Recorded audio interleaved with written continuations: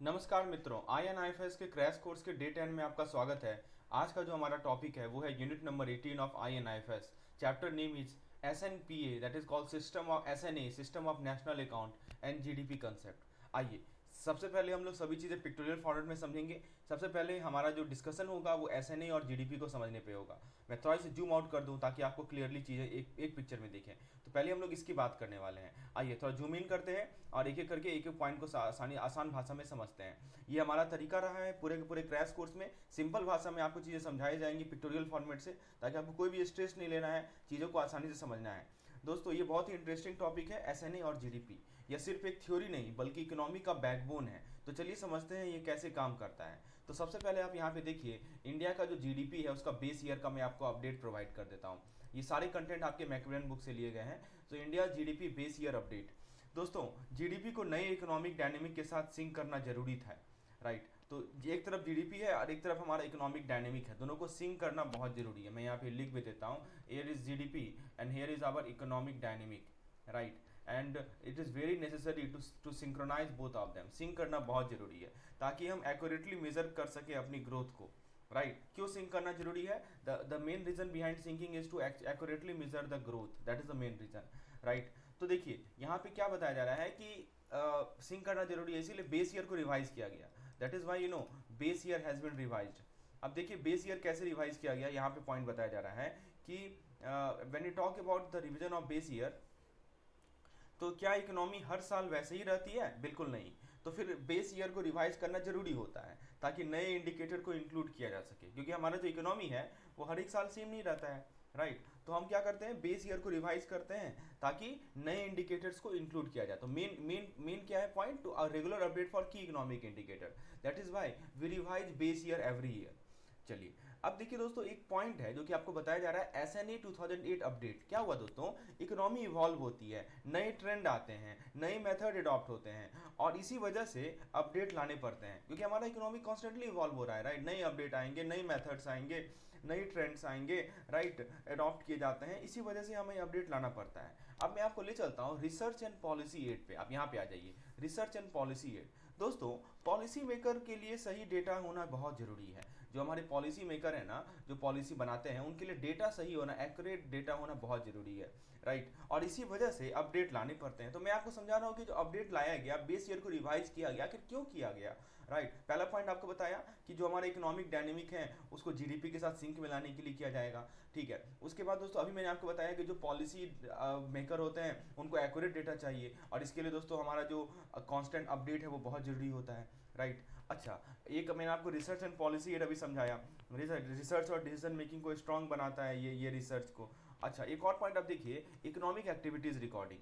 दोस्तों हर economic action document होना चाहिए, मतलब जितना भी इकोनॉमिक एक्शन है ना वो डॉक्यूमेंट होना चाहिए स्ट्रक्चर्ड वे में, ताकि फ्यूचर प्लानिंग हमारा कैसा हो, स्मूथ हो। जितना भी इकोनॉमिक डॉक्यूमेंट है वो स्ट्रक्चर्ड होनी चाहिए, राइट। और फिर आता है हमारा कंसिस्टेंसी एंड कंपैरेबिलिटी, राइट। तो इसमें क्या होता है दोस्तों, क्या आप चाहोगे कि इंडिया का डेटा दुनिया की बाकी देशों से अलग तरीके से रिपोर्ट हो? क्या आप ऐसा चाहेंगे क्या कि भारत का जो डेटा है वो दुनिया के बाकी देशों से अलग तरीके से रिपोर्ट हो? बिल्कुल नहीं चाहेंगे आप ऐसा, नहीं ना, ऐसा तो नहीं चाहेंगे ना कि भारत का जो डेटा है वो दुनिया के बाकी देशों से अलग तरीके से रिपोर्ट हो, आप ऐसा नहीं चाहेंगे। तो ये जो SNA है ना, इसका हम बात कर रहे हैं, SNA system of national account, ये इंश्योर करता है कि हर कंट्री का GDP कैलकुलेशन एक फॉर्मेट में हो, राइट। तो ये SNA इंश्योर करता है कि हर कंट्री का जो GDP कैलकुलेशन है, GDP calculation for every country in a proper format. It ensures that GDP calculation for a particular country proper format में हो। This is ensured by SNA। तो दोस्तों ये SNA और GDP के बीच का डीप कनेक्शन है जो हमारी इकोनॉमी को चलाता है। आगे भी ऐसे ही इंगेजिंग टॉपिक एक्सप्लोर करेंगे, स्टे ट्यून। तो दोस्तों कैसे कैसे आपको चीजें समझ में आ गई? SNA क्या इंश्योर करता है कि हर कंट्री का GDP कैलकुलेशन एक प्रॉपर फॉर्मेट में हो, यूनिफॉर्मिटी हो, ठीक है ना। Ensure uniformity in data across country and this is ensured by SNA, right. ऐसा नहीं कि आप USA का GDP अलग मैट्रिक से मेजर कर रहे हैं, इंडिया का GDP अलग मैट्रिक से मेजर कर रहे हैं। तो that is the role of SNA। I hope that make sense to you.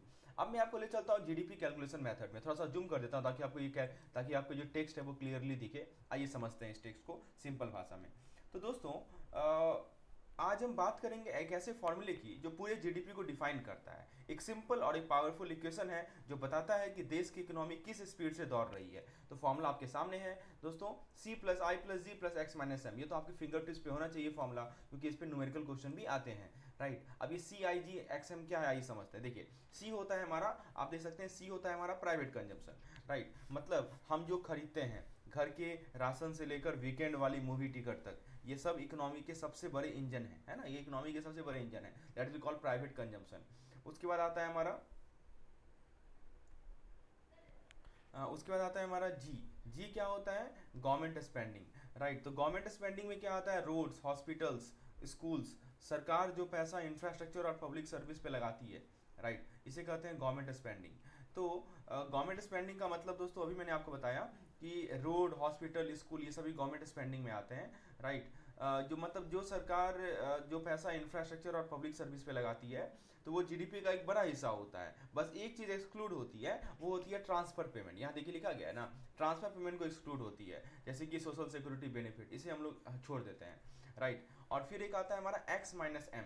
अब देखिए एक्स माइनस एम का मतलब क्या होता है? जब भी हम एक्स माइनस एम लिखते हैं ना, इसका सिंपल सा मतलब है हमारा नेट एक्सपोर्ट। मतलब क्या हुआ कि अगर इंडिया ज़्यादा माल बेचता है, यदि एक्सपोर्ट ज़्यादा है, और यदि कम खरीदता है, यदि इंपोर्ट कम है, तो जीडीपी स्ट्रांग होती है। मतलब मेक इन इंडिया का रियल इम्पैक्ट यहाँ दिखाई देता है। मैं फिर से रिपीट करता हूँ, एक्स माइनस एम क्या होता है? हमारा नेट एक्सपोर्ट होता है। मतलब मान लीजिए भारत ज़्यादा माल बेच रहा है और कम खरीद रहा है, तो जीडीपी स्ट्रांग होगा हमारा। मतलब मेक इन इंडिया का रियल इम्पैक्ट यही दिखता है, ठीक है। तो दोस्तों ये था जीडीपी का मैजिक फॉर्मूला, राइट। तो देखिए, आप खर्चे से लेकर सरकारी प्रोजेक्ट तक सब कुछ जीडीपी का पार्ट है ना। आपका हर खर्चा और सरकारी प्रोजेक्ट सब कुछ जीडीपी का पार्ट है। सी में आपने देखा कंजम्पशन, यानी दोस्तों जो हम खरीदते हैं। आय आपने देखा इन्वेस्टमेंट, यानी दोस्तों कंपनी को नई मशीन खरीदती है तो नए प्रोजेक्ट शुरू करती है, तो ये सब फ्यूचर ग्रोथ के फ्यूल के रूप में काम करती है। गवर्नमेंट स्पेंडिंग मैंने आपको बताया, रोड, हॉस्पिटल, स्कूल, राइट। तो सरकार जो पैसा इंफ्रास्ट्रक्चर और पब्लिक सर्विस पे लगाती है। और एक्स माइनस में मैंने आपको बताया नेट एक्सपोर्ट, राइट। तो ये होता है, तो जीडीपी का ये सब पार्ट होता है। और एक्सपेंडिचर मेथड में हम लोग इसी पार्ट की बात करते हैं। अब मैं आपको ले चलता हूँ अगले स्लाइड्स की ओर, और अगले स्लाइड में हम लोग समझेंगे जीडीपी के कैलकुलेशन अप्रोच की। मैं थोड़ा पहले जूम आउट कर देता हूँ, ताकि देखिए, एक है प्रोडक्ट अप्रोच, एक है इनकम अप्रोच, एक है एक्सपेंडिचर अप्रोच। तीन अप्रोच है इसका। तो तीनों अप्रोच को हम लोग इस पार्टिकुलर स्लाइड से आसानी से समझ सकते हैं। पहले ऊपर में आप देखेंगे प्रोडक्शन अप्रोच की। आइए बात करते हैं। तो फ्रेंड्स, जीडीपी का फॉर्मूला तो हमने समझ लिया, जो कि एक्सपेंडिचर मेथड से था, सी प्लस आई प्लस जी प्लस एक्स माइनस एम। पर क्या आपको पता है कि जीडीपी कैलकुलेट करने से भी अलग अलग तरीके होते हैं? तो तीन पावरफुल अप्रोच हैं जो देश की इकोनॉमिक हेल्थ को एक्यूरेटली मेजर करते हैं। तो सबसे पहले बात कर लेते हैं हम प्रोडक्शन अप्रोच की। प्रोडक्शन अप्रोच क्या कहता है कि सोचिए कि पूरे देश का टोटल प्रोडक्शन एक साल में कितना होता है, यानी जितना माल फैक्ट्री में बना उसे जीडीपी एस्टिमेट होती है। तो फॉर्मूला क्या है? Total value of goods and services produce in a country. अच्छा, ये तो प्रोडक्शन अप्रोच हो गया। इनकम अप्रोच क्या कहता है दोस्तों कि यहाँ जीडीपी को लोगों की इनकम से मेजर की जाती है। मतलब जितनी सैलरी, जितनी प्रॉफिट, जितनी रेंट या जितना इंटरेस्ट जनरेट होता है, उससे पता चलता है कि देश की जीडीपी का रियल अर्निंग कैसा बनता है। समझना है? तो इसको बोलते हैं earning to the factor of production. तो आपको पता होगा factor of production, land, labour, चार फैक्टर ऑफ प्रोडक्शन होते हैं। तो जो चार फैक्टर ऑफ प्रोडक्शन होते हैं उससे कितना अर्निंग हमें हो रही है, मैं अगर लिख देता हूँ फैक्टर ऑफ प्रोडक्शन। एक तो लैंड होगा आपका, एक रेंट भी आता है, राइट, सेल प्रॉफिट हो सकता है, राइट, इंटरेस्ट हो सकता है। ये सभी फैक्टर्स ऑफ प्रोडक्शन होते हैं। लैंड, लेबर, लेबर सबसे बड़ा फैक्टर ऑफ प्रोडक्शन है, लैंड, लेबर, राइट, इंटरेस्ट। अब देखिए एक होता है एक्सपेंडिचर अप्रोच। तो यह वह फॉर्मूला है जो हमने पहले देखा है, जो पैसा खर्च हो रहा है इकोनॉमी में, वो वही जीडीपी का बेस बनता है। तो देखिए सबसे पहले क्या देखा, कितना प्रोडक्शन होता है, वो जीडीपी का बेस बना यहाँ पे। इनकम में क्या देखा, कितना इनकम, कितना लोग कमा रहे हैं, राइट, लोगों की इनकम का मेजर किया गया। और तीसरा में कितना लोग खर्च कर रहे हैं, इसको बोलते हैं एक्सपेंडिचर। तो इसमें सी मतलब होता है प्राइवेट कंजम्पशन, आप जानते होंगे। सी इसमें होता है, सी मतलब प्राइवेट कंजम्पशन, यानी जो लोग खर्च कर रहे हैं। आई होता है हमारा इन्वेस्टमेंट, यानी जो बिजनेस इन्वेस्ट कर रहे हैं। जी होता है गवर्नमेंट स्पेंडिंग, यानी जो सरकार वेलफेयर पे लगा रही है। और एक्स माइनस एम होता है हमारा नेट एक्सपोर्ट, यानी जो हम एक्सपोर्ट इंपोर्ट कर रहे हैं। तो दोस्तों जीडीपी एक सिंगल नंबर नहीं है, बल्कि एक सिस्टम है जो पूरे इकोनॉमी को कैप्चर करता है। अब आप बताइए, आपको लगता है कि इंडिया की जीडीपी ज़्यादातर किस अप्रोच के एक्यूरेटली मेजर होती होगी? आप बताइए। आपके सामने मैंने तीनों अप्रोच समझा दिया। आप कमेंट सेक्शन में बताइए कि भारत की जो जीडीपी है वो कौन सी अप्रोच से मेजर होती होगी, प्रोडक्शन से, इनकम से या एक्सपेंडिचर से। Please remember this three approach, super super important. अब मैं आपको जीडीपी के कंपोनेंट्स और नेशनल इनकम के कंपोनेंट्स को समझाता हूँ। दोस्तों आपने कभी सोचा है कि एक देश की जीडीपी का एक्चुअल ब्रेकडाउन कैसे होता है? एक सिंपल नंबर नहीं है, बल्कि जीडीपी एक मल्टी लेयर्ड कंसेप्ट है। यहाँ देखिए, इसी लेयर को मैं समझाता हूँ। तो देखिए, जीडीपी के इंपॉर्टेंट कंपोनेंट को एकदम इजी वे में समझते हैं। आप सबसे पहला कंपोनेंट देखेंगे, वो है हमारा एम्प्लॉय कॉम्पेंसेशन। मतलब जो लोग मेहनत करते हैं, सैलरी लेते हैं, बेनिफिट एंजॉय करते हैं, यह जीडीपी का एक बड़ा हिस्सा होता है ना? लिखा है ना, wages, salary, benefit, this are the important part of GDP, right? तो अगर लोगों की वेजेस बढ़ती हैं तो जीडीपी भी ऊपर जाता है। सिंपल सी बात है ना। एम्प्लॉय कॉम्पेंसेशन का मतलब ये नहीं हुआ, if suppose wage increase then GDP also moves up, right? तो ये एक तरीका है जिसको बोलते हैं एम्प्लॉय कॉम्पेंसेशन। दूसरा होता है हमारा property income. The second way to do it is called property income. Property income यानी जो कॉर्पोरेट प्रॉफिट है, रेंट है, इंटरेस्ट है, अर्निंग है, जो भी पैसा एसेट से जनरेट होता है वो जीडीपी में ऐड होता है। याद रखिएगा, प्रॉपर्टी इनकम का मतलब कि ये जो पैसा है जो कहाँ से जनरेट हो रहा है? प्रॉफिट से जनरेट हो रहा है, राइट? सो जो भी पैसा हमारा प्रॉफिट से जनरेट होता है वो क्या होता है? इनकम में, जीडीपी में ऐड होता है। मतलब बड़े बिजनेस जितना ग्रो करेंगे, इकोनॉमी उतनी स्ट्रांग होगी, ठीक है? इसको बोलते हैं हम लोग property income, corporate profit, rent, interest, earning. अच्छा, उसके बाद आता है हमारा प्रोडक्शन टैक्स। प्रोडक्शन टैक्स क्या होता है? देखिए, प्रोडक्शन टैक्स का मतलब तीसरा कंपोनेंट है। प्रोडक्शन टैक्स का मतलब है दोस्तों कि जितने भी टैक्स और सब्सिडीज प्रोडक्शन पे लगती हैं वो भी जीडीपी में काउंट होती हैं। मतलब जितना टैक्स सरकार कमाएगी उतनी जीडीपी बढ़ेगी। अच्छा, एक होता है जीडीपी एट मार्केट प्राइस, इसको ध्यान से समझिएगा। जीडीपी एट मार्केट प्राइस क्या होता है? जीडीपी एमपी बोलते हैं इसको। शॉर्ट में आप देखेंगे ऐसे लिखा रहेगा, जीडीपी एमपी। एमपी नीचे लिखा रहता है। इसका मतलब क्या होता है दोस्तों?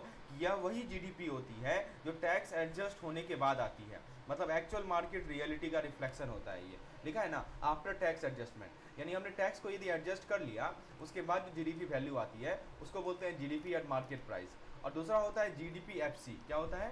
GDP FC. ये क्या होता है? GDP at factor cost. ये क्या होता है समझिए। देखिए, जीडीपी मार्केट प्राइस मैंने आपको बताया। जीडीपी फैक्टर कॉस्ट क्या होता है?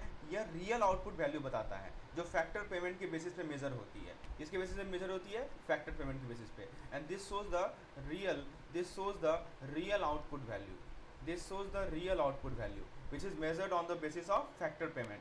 तो यह जीडीपी का एक रॉ फॉर्म होता है जो सही पिक्चर दिखाता है, right? It measures output based on factor payment, it shows the real output. ये हमें रियल आउटपुट बताता है, राइट?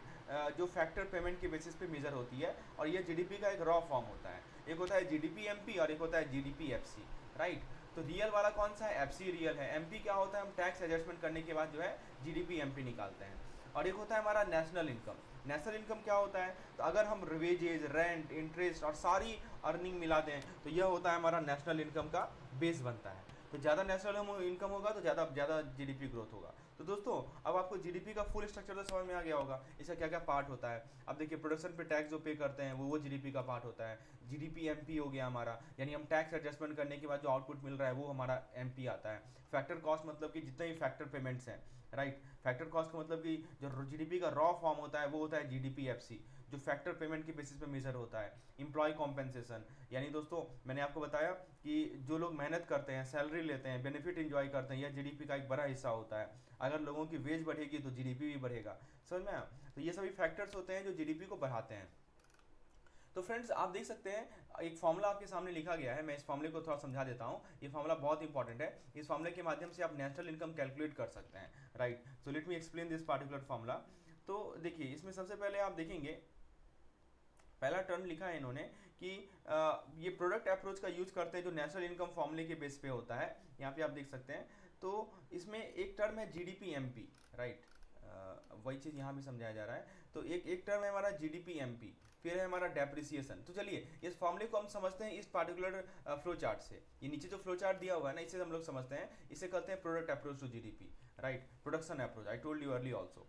तो देखिए दोस्तों, प्रोडक्ट अप्रोच का यूज करते हैं जो नेशनल इनकम फॉर्मूले के बेस पे होता है। और इसमें कई इंपॉर्टेंट फैक्टर्स होते हैं जो जीडीपी को इन्फ्लुएंस करते हैं। पहला आप देखेंगे जीडीपी एमपी, अभी मैंने आपको बताया था जीडीपी एट मार्केट प्राइस, ठीक है? यानी gross domestic product at market price. यह एक स्टार्टिंग पॉइंट होता है जो मार्केट के प्रिवेलिंग प्राइस के हिसाब से जीडीपी बताता है। इसीलिए आप देखेंगे ना, ये जो फॉर्मूला लिखा है इन्होंने, उससे सबसे पहले इन्होंने जीडीपी एमपी लिखा है, राइट? आप देखिए सबसे पहला क्या लिखा है इन्होंने? जीडीपी एमपी लिखा है ना। मतलब क्या हुआ? ये स्टार्टिंग पॉइंट होता है जो मार्केट के प्रिवेलिंग प्राइस पे के हिसाब से जीडीपी बताता है। उसके बाद इन्होंने क्या किया है? डेप्रिसिएशन को माइनस किया है। अब देखिए यहाँ पे एक आप टर्म देखेंगे क्या लिखा है इन्होंने? डेप्रिसिएशन मतलब क्या हुआ कि कोई भी ऐसे टाइम बाय टाइम के साथ पुराना हो जाता है तो वैल्यू गिरती है उसकी, इसी वजह से डेप्रिसिएशन माइनस किया जाता है। डेप्रिसिएशन हम लोग क्यों माइनस करते हैं कि कोई भी एसेट है उसका वैल्यू जो है टाइम के साथ कम होता जाता है और उसकी वैल्यू गिरती है, तो डेप्रिसिएशन को हम लोग माइनस करते हैं। फिर आता है हमारा एनएफआई। एनएफआई होता है net factor income from abroad. इसको इन्होंने क्या किया है, ऐड किया है। क्यों ऐड किया है दोस्तों, देखिए यह बताता है कि भारत के लोगों का फॉरेन से जो इनकम आता है और जो बाहर जाता है उसका डिफरेंस क्या है। Net factor income from abroad, अब मान लीजिए ये भारत के लोग हैं, इनको इनको कुछ इनकम फॉरेन से हो रहा है और कुछ इनको वापस बाहर देना पड़ रहा है, इसके बीच का जो डिफरेंस है वो कहलाता है नफिया, NFI, net factor income from abroad. तो इसे हम लोग क्या करते हैं, ऐड करते हैं, क्योंकि अल्टीमेटली इनकम ही तो है, राइट, इनकम ही तो है, इसीलिए जोड़ा है हमने, डेप्रिसिएशन को हम लोग माइनस किया है। अच्छा, उसके बाद क्या किया जाता है दोस्तों, इनडायरेक्ट टैक्स। अब देखिए इनडायरेक्ट टैक्स को इन्होंने क्या किया, फिर से माइनस किया है। इनडायरेक्ट टैक्स को क्या किया है, माइनस किया। क्यों माइनस किया समझिए, देखिए इनडायरेक्ट टैक्स का मतलब जितने भी टैक्स कंज्यूमर से चार्ज किए जाते हैं, जैसे जीएसटी हो गया, राइट, जैसे जीएसटी हो गया, जैसे कि आपका एक्साइज ड्यूटी हो गया, राइट, एक्साइज ड्यूटी हो गया, ये सब के सब जीडीपी में क्या होता है, ऐड होते हैं, राइट। तो ये हमारे जीडीपी में ऐड होता है, इसीलिए हमने क्या किया, इसको माइनस कर लिया। और फिर एक आता है गवर्नमेंट सब्सिडी, यानी दोस्तों जब सरकार लोगों को सब्सिडी देती है तो यह जीडीपी में से माइनस होती है, क्योंकि यह इकोनॉमी पे एक बर्डन होता है, राइट। तो हमने यही देखा। तो देखिए यहाँ पे ये फॉर्मूला को हमने देखा। अब देखिए यहाँ पे दो चीज़ देखेंगे, जीडीपी के दो इंपॉर्टेंट टाइप होते हैं, एक होते हैं हमारे नॉमिनल जीडीपी और एक होते हैं हमारे रियल जीडीपी। तो नॉमिनल जीडीपी का मतलब क्या होता है, करंट प्राइस पे मेजर होता है, यहाँ लिखा है ना, GDP MP, GDP measure at the current price. और रियल जीडीपी का मतलब कि कांस्टेंट प्राइस। ये दोनों में आपको डिफरेंस क्लियर रखना है, ठीक है। तो ये एक रियल जीडीपी मतलब कि आप जीडीपी को मेजर कर रहे हैं कांस्टेंट प्राइस पे, यानी आप इन्फ्लेशन के इफेक्ट को रिमूव कर रहे हैं, ठीक है। और नॉमिनल जीडीपी क्या है कि करंट आज का जो प्राइस है उसके हिसाब से आप जीडीपी मेजर कर रहे हैं। यानी दोस्तों नॉमिनल जीडीपी आपको बताता है कि आपके गुड्स एंड सर्विस का कितना मार्केट वैल्यू है based on prevailing price in the given year. और रियल जीडीपी जो है आपका जो बेस ईयर है, आपने जो बेस ईयर फिक्स किया था, मैंने शुरू में बताया था ना कि आप पहले बेस ईयर फिक्स करते हैं, तो जो आपने बेस ईयर फिक्स किया था उस साल जो जीडीपी था वो कहलाता है हमारा रियल जीडीपी। तो ये डिफरेंस है रियल और नॉमिनल जीडीपी में। अब मैं आपको इकोनॉमिक मेजर के हायरार्की को समझाता हूँ, इस डायग्राम से आपको सब कुछ क्लियर हो जाएगा क्या क्या मेजर है। मैं थोड़ा जूम कर देता हूँ ताकि आपको चीज़ें क्लियरली दिखें। आइए समझते हैं दोस्तों। फ्रेंड्स, जीडीपी का असली मतलब समझना है तो इसके पीछे की पूरी हायरार्की को समझना पड़ेगा। तो आज हम देखेंगे कि हायरार्की ऑफ इकोनॉमिक मेजर जो बताता है कि जीडीपी का असली कैलकुलेशन कैसे होता है। तो सब कुछ फैक्टर कॉस्ट से शुरू होता है। सब कुछ कहाँ से शुरू होगा, everything start from the factor cost, right. मतलब टोटल प्रोडक्शन कॉस्ट होता है, जो कि मैंने आपको बताया था, लैंड, लेबर, ये चार फैक्टर होते हैं। फिर से पूछा जाता है कौन कौन चार फैक्टर होते हैं हमारे प्रोडक्शन के, तो एक लैंड होगा, एक लेबर होगा, एक कैपिटल होगा और एक होगा हमारा एंटरप्रेन्योरशिप। आपको पता होना चाहिए ये चार फैक्टर होते हैं। तो यानी सब कुछ स्टार्ट होता है फैक्टर कॉस्ट से, यानी टोटल प्रोडक्शन कॉस्ट, जो लैंड, लेबर, कैपिटल, एंटरप्रेन्योरशिप को दिए गए हैं, दिए गए पेमेंट को कवर करता है। मतलब जो असली खर्चा होता है वो यहाँ पे कैलकुलेट होता है, इसे हम लोग बोलते हैं फैक्टर कॉस्ट, राइट। हमने लैंड में कितना पैसा जमा दिया, लेबर में कितना दे रहे हैं, कैपिटल कितना है हमारा, एंटरप्रेन्योरशिप कितना है, राइट। जो असली खर्चा होता है वो यहाँ कैलकुलेट होता है। उसके बाद आता है हमारा बेसिक प्राइस, ठीक है। तो हमने फैक्टर कॉस्ट पता कर लिया, अब आता है बेसिक प्राइस। अब बेसिक प्राइस को समझिए क्या होता है दोस्तों। देखिए बेसिक प्राइस यानी प्रोड्यूसर का प्राइस होता है। किसका प्राइस होता है, प्रोड्यूसर का प्राइस। पहला लाइन वही देखिए, वही लिखा है, प्रोड्यूसर का प्राइस होता है। मतलब कि इसमें टैक्स इंक्लूड नहीं होते, राइट। हम लोग क्या करते हैं कि जो फैक्टर कॉस्ट है उसमें से टैक्स माइनस करते हैं। आप एक चीज़ नोटिस कीजिए, जब मैं आपको जीडीपी एमपी बता रहा था पीछे, यहाँ देखिए, जब मैं आपको जीडीपी एमपी बता रहा था तो यहाँ पे क्या बताया था आपको, आफ्टर टैक्स एडजस्टमेंट बताया था ना, वही चीज़ यहाँ भी तो हो रहा है। जो हमारा टैक्स है, यहाँ पे मैंने देखिए इनडायरेक्ट टैक्स को हमने माइनस भी किया है, तो जो हमारा टैक्स है उसको एडजस्ट करते हैं। जो बेसिक प्राइस जब भी आएगा ना उसमें क्या करेंगे कि प्रोड्यूसर का प्राइस होता है इसमें, लेकिन टैक्स इंक्लूड नहीं होते हैं, सिर्फ प्रोडक्शन सब्सिडीज ऐड होता है। तो सब्सिडीज को हम लोग क्या कर लेते हैं, ऐड कर देते हैं। तो we add the subsidies, right. तो हमें क्या मिल जाता है, हमें मिल जाता है बेसिक प्राइस। तो यदि मान लीजिए आपको फैक्टर कॉस्ट हम दे दें और आपसे पूछे कि बताओ बेसिक प्राइस क्या होगा, तो टैक्स को माइनस कीजिएगा, सब्सिडीज को जोड़ दीजिएगा, याद रहेगा नई चीज़, ठीक है। तो यही रिलेशन होता है एमपी में और ये हमारा जीडीपी एमपी में और जीडीपी एफसी में। फैक्टर कॉस्ट से यदि आपको एमपी में आना है, ध्यान दीजिएगा, बहुत इंपॉर्टेंट चीज़ मैं बता रहा हूँ, जब भी फैक्टर कॉस्ट दिया रहे और आपको एमपी निकालना रहे, मार्केट प्राइस निकालना रहे, तो क्या कीजिएगा, फैक्टर कॉस्ट में से सबसे पहले टैक्स माइनस कर दीजिएगा और जो भी सब्सिडीज है वो जोड़ दीजिएगा, तो ये आपको मिल देगा एमपी। मान लीजिए जीडीपी एमपी, आपको जीडीपी एफसी दे दिया, जीडीपी फैक्टर कॉस्ट, ये न्यूमेरिकल के लिए बता रहा हूँ आपको जीडीपी फैक्टर कॉस्ट दे दिया और आपको पूछा कि बताओ मुझे जीडीपी एमपी कितना होगा, तो याद रखिएगा टैक्स को माइनस कीजिए, सब्सिडीज को जोड़ दीजिए, राइट। तो this way you can calculate the MP, any kind of NP, suppose it is NNP, suppose it is GDP, suppose it is NDP, you can do it, right. तो basic price यानी producer का price होता है, इसमें tax जो है वो minus कर देंगे और जो प्रोडक्शन सब्सिडीज होता है वो ऐड होता है, यानी जो प्रोड्यूसर एक्चुअली कमा रहा है।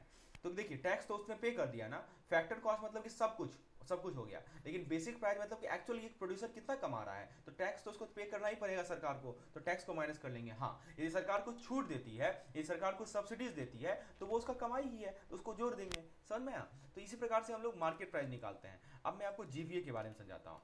देखिए GVA eight basic price, GVA eight market price. देखिए जीवीए होता है हमारा ग्रॉस वैल्यू एडेड, समझने का प्रयास कीजिए। अभी तक हम लोग जीडीपी जीडीपी बोल रहे थे, अब हम लोग जीवीए की बात कर रहे हैं, ग्रॉस वैल्यू एडेड। तो देखिए gross value added at basic price का मतलब क्या होता है, ये फैक्टर कॉस्ट का एक्सटेंडेड वर्जन है जो बताता है कि इंटरमीडिएट कंजम्पशन के बाद एक्चुअल इकोनॉमिक आउटपुट कितना है। लिखा है ना इंटरमीडिएट कंजम्पशन, यानी जो बीच के कंजम्पशन हुए हैं उसके होने के बाद हमारा इकोनॉमिक आउटपुट कितना है, राइट। तो इसमें प्रोडक्शन टैक्स ऐड होते हैं और सब्सिडीज माइनस होती है। मैंने आपको बार बार बोल रहा हूँ इस बात कि जब भी आपको फैक्टर कॉस्ट से बेसिक प्राइस आना है तो आप प्रोडक्शन टैक्स को जोड़ दीजिए और सब्सिडीज को माइनस कर दीजिए। यहाँ लिखा है ना कि जीवीए एट फैक्टर, यदि मान लीजिए कि आपको जीवीए एट बेसिक प्राइस निकालना है या मार्केट, पहले बेसिक प्राइस देख लेते हैं, तो क्या करेंगे आप, जीवीए एट फैक्टर कॉस्ट ले लीजिए, माइनस टैक्स कर दीजिए और प्लस सब्सिडी ऐड कर दीजिए। लिखा है ना it is calculated at GVA eight factor cost plus production tax minus production subsidies. तो यहाँ पे टैक्स को जोड़ेंगे, सब्सिडीज को माइनस करेंगे, राइट। तो ये चीज़ है। और उसके बाद आता है हमारा जीडीपी एट मार्केट प्राइस। तो ये क्या होता है, फाइनल आउटपुट का मेजर होता है जो बेसिक प्राइस में टैक्स ऐड करना और सब्सिडीज माइनस करने से बाद मिलता है, GDP at market price, right. तो ये जीडीपी का एक्चुअल मार्केट वैल्यू होता है। तो दोस्तों फैक्टर कॉस्ट से लेकर जीडीपी तक ये जर्नी समझना कितना जरूरी है, ये बहुत इंपॉर्टेंट है। अब मैं आपको ले चलता हूँ अगले स्लाइड की ओर और यहाँ पे हम लोग समझेंगे the next point is economic growth measurement approach, right. Economic growth measurement approach, तो कैसे इकोनॉमिक ग्रोथ को मेजर किया जाए, उसके बहुत सारे अप्रोच होते हैं। आइए इसे समझते हैं। What are the different way to measure the economy. देखिए एक होता है सप्लाई साइड अप्रोच और एक होता है हमारा डिमांड साइड अप्रोच, राइट। तो देखिए सप्लाई साइड अप्रोच में क्या होता है कि सप्लाई साइड अप्रोच जिसको हम लोग जीवीए बोलते हैं और डिमांड साइड अप्रोच जिसको हम लोग जीडीपी बोलते हैं। तो यही डिफरेंस है जीवीए और जीडीपी में। तो जब हम इकोनॉमिक ग्रोथ को मेजर कर रहे हैं ना, तो सप्लाई साइड अप्रोच को जीवीए कहा जाएगा, ग्रॉस वैल्यू एडेड, यानी कितना प्रोडक्शन साइड में कितना ग्रॉस वैल्यू ऐड हो रहा है, और डिमांड कितना है वो जीडीपी डिसाइड करता है। तो यदि हमें मान लीजिए जीवीए निकालना है तो टोटल जितने सेक्टर्स हैं, आपको पता होगा तीन चार सेक्टर होते हैं, primary sector, secondary sector, tertiary sector, quinary sector, quaternary sector. तो कितना वैल्यू ये सभी सेक्टर ऐड कर रहे हैं, है ना, वो हमें जीबी सप्लाई साइड अप्रोच बताएगा। और यदि जीडीपी का निकालेंगे, जितना भी खर्चा हो रहा है, टैक्स जितना है, उसके बेसिस पे C I G X M, remember it, right, इसके बेसिस पे हम लोग जीडीपी निकालते हैं। तो आपसे यदि पूछा जाए कि जीवीए और जीडीपी में क्या अंतर है, तो अंतर यही है कि इनकम निकालने का दोनों तरीका है, लेकिन यदि सप्लाई साइड से इनकम निकालेंगे तो जीवीए मिलेगा और यदि डिमांड साइड से निकालेंगे तो जीडीपी मिलेगा। तो दोस्तों यही होता है हमारे क्रैश कोर्स का खासियत, आपको सब कुछ पिक्टोरियल फॉर्मेट में मिलता है, राइट, ताकि आप कम समय में इफेक्टिव रिवीजन कर सके कंप्लीट सिलेबस को। चलिए आगे बात करते हैं हम लोग अगले कंसेप्ट की ओर, और अगला कंसेप्ट है हमारा hierarchy of national information national income matrix. तो देखिए इस हायरार्की को समझिए दोस्तों। इसमें इसमें आपको क्या बताया जा रहा है, तीन टर्म बताए जा रहे हैं। पहला है हमारा एनडीपी। आप स्टार्ट करेंगे कहाँ से, एनडीपी। दोस्तों जीडीपी का नाम तो सबने सुना है, पर क्या आपको पता एनडीपी का कंसेप्ट क्लियर है? एनडीपी होता है हमारा नेट डोमेस्टिक प्रोडक्ट, ठीक है। तो देखिए सब कुछ मार्केट प्राइस से शुरू होता है, एनडीपी एट एमपी, राइट। तो मतलब क्या होता है कि इसको शॉर्ट में हम लोग एनडीपी एमपी भी बोलते हैं। तो इसमें क्या होता है कि ये फाइनल गुड्स,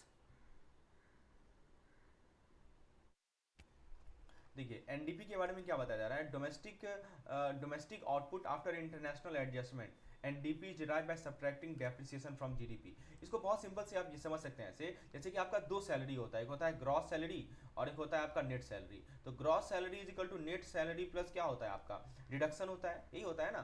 तो उसी तरह से जो आपका जीडीपी होता है उसको लिख सकते हैं एनडीपी प्लस डेप्रिसिएशन। समझ में आया? तो फ्रेंड्स आप इसको ऐसे समझिए कि यदि आपको एनडीपी निकालना हो और जीडीपी दिया हुआ हो तो सिंपली क्या कीजिएगा, डेप्रिसिएशन को सब्ट्रैक्ट कर दीजिएगा, ठीक है। इस तरह से आप क्या निकालेंगे, एनडीपी निकालेंगे। लेकिन यदि एनएनपी निकालना हो तो एनएनपी का मतलब होता है net production after depreciation, and NNP is obtained by deducting depreciation from GNP. Obvious सी बात है, जैसे मैंने अभी आपको बताया जीएनपी आपको दिया हुआ है, उसमें से डेप्रिसिएशन माइनस कर लीजिए तो आपको एनएनपी मिल जाएगा, ठीक है। तो सिंपल सी बात है, जी से यदि एन पे आना है, ग्रॉस से यदि नेट पे आना है, तो आपको डेप्रिसिएशन को माइनस करना होगा, हमेशा ये चीज याद रख लीजिए, ठीक है। अच्छा तो ये तो आपने समझ लिया। अब जीएनपी क्या होता है? Total income including abroad earning, GDP plus NFIA. हाँ, अब ये बताइए मुझे कि मान लीजिए आपको जीडीपी दिया हुआ है, जीडीपी दिया हुआ है और आपको जीएनपी में आना है, तो कैसे आइएगा? जीडीपी से एनपी में कैसे आइएगा? तो आपको नफिया ऐड करना होगा, राइट। तो जीएनपी का मतलब होता है कि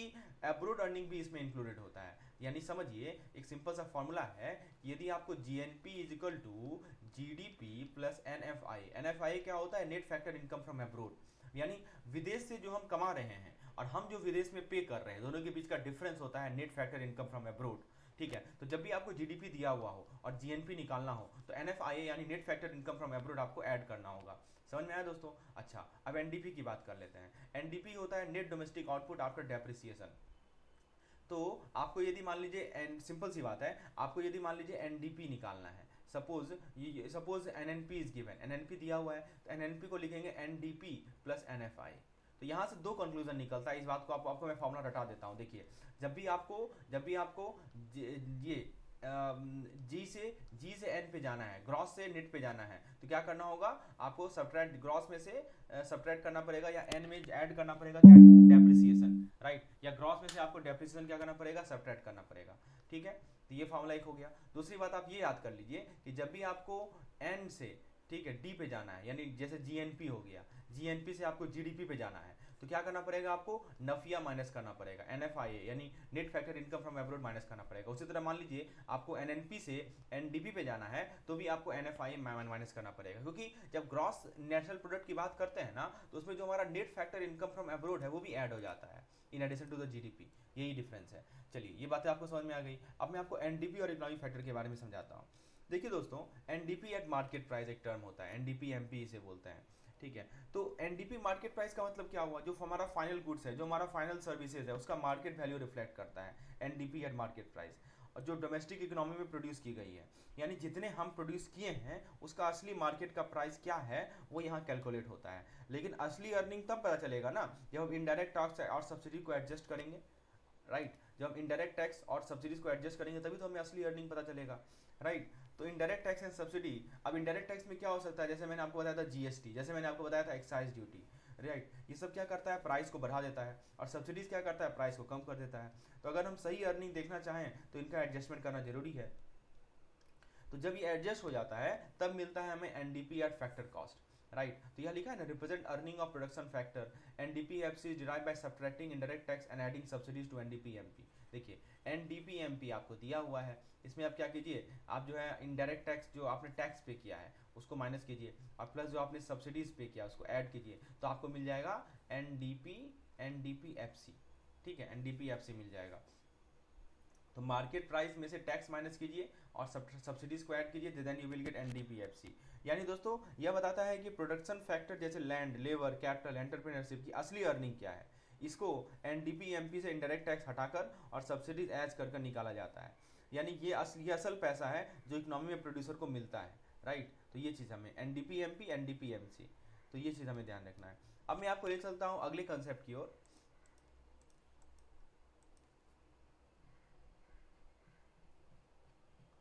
वो आप देखिए, break down of income component, income component का ब्रेक डाउन। तो दोस्तों, आपके जेब में आता पैसा असल में क्या, कहाँ से आता है?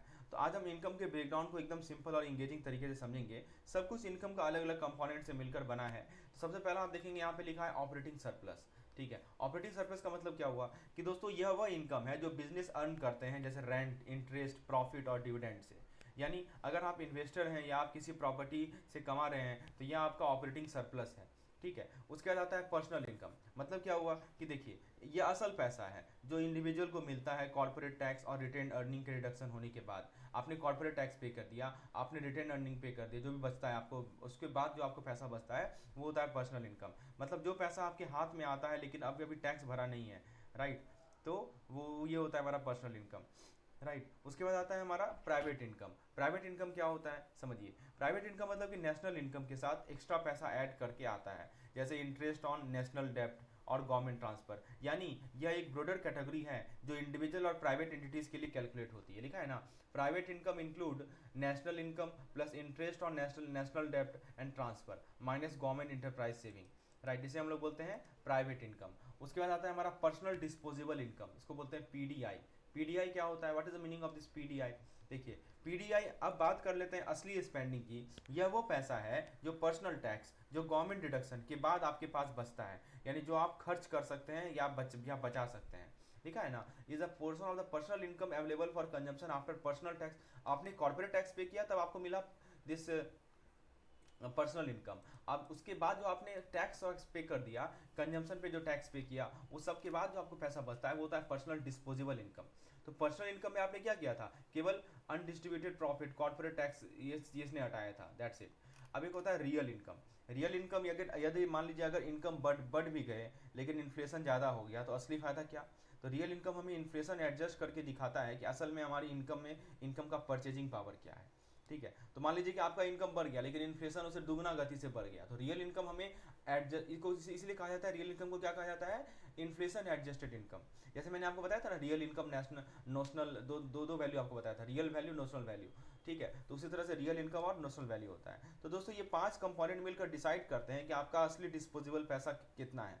तो बताइए आप किस कैटेगरी में आते हैं? क्या आपको लगता है कि आपकी पर्सनल डिस्पोजेबल इनकम इन्फ्लेशन के हिसाब से बढ़ रही है? कमेंट करके जरूर बताइएगा। तो फ्रेंड्स इस टॉपिक से आपको इसके अलावा और कुछ नहीं पढ़ना है, जितना पॉइंट मैंने आपको वो बताया, एसएनए से लेकर जितने भी फॉर्मूला मैंने आपको समझाया, जीडीपी कैलकुलेशन का 3 टेक्निक आपको समझाया, आपका जीडीपी जीएनपी में क्या रिलेशन होता है, कुछ जीडीपी के टर्म्स मैंने आपको समझाया, basic price, market price, factor cost, GVA GDP में क्या कोरिलेशन होता है। चीज़ें यदि समझ में आई हो तो एक लाइक जरूर कीजिएगा, और यदि आप क्रैश कोर्स लेने में इच्छुक हैं तो आप मुझे व्हाट्सएप कर सकते हैं इस पार्टिकुलर नंबर पर। नंबर आपके स्क्रीन पे शो हो रहा है। धन्यवाद।